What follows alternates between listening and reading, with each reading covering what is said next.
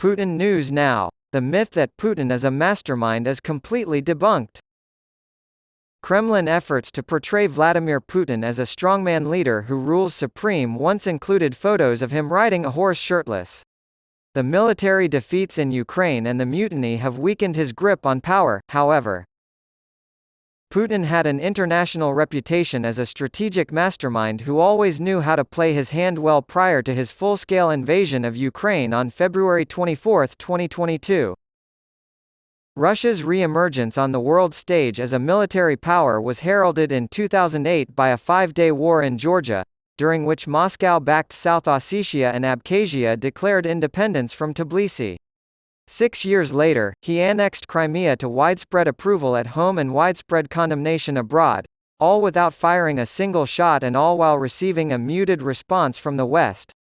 Before intervening in the Middle East, it sparked the conflict in the Donbass and eventually led to his full-scale invasion of Ukraine. According to George Washington University professor and lecturer on cybersecurity Katuna Mshvidabadze, checkmating Western designs in Syria and propping up Bashar al-Assad made him look like some kind of geopolitical strategist.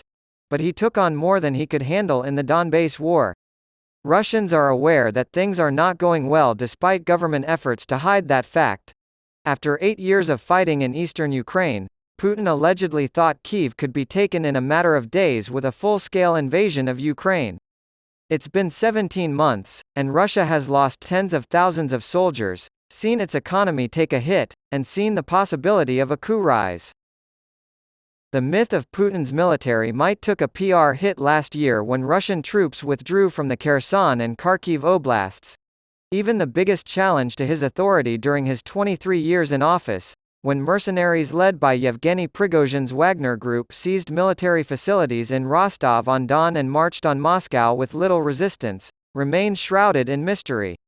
The Kremlin claimed the mutiny was put down, but Prigozhin was apparently not punished. According to Newsweek, Putin has emerged from the crisis weakened.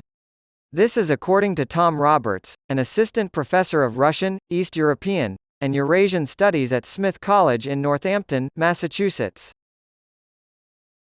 There were no outward displays of support for the president as the mutiny developed, and the Russian military did not respond strongly to the two armed columns of Wagner fighters. Russian citizens who speak out against the war, which is officially called a special military operation, risk long prison terms from the Kremlin. But Prigozhin, who had close ties to the president, escaped that oversight and rose quickly from convicted felon to billionaire whisperer leading Moscow's bid for Bakhmut. Prigozhin was very vocal in his criticism of the Russian military leadership, specifically Defense Minister Sergei Shoigu and campaign commander Valery Gerasimov, for their actions during the war.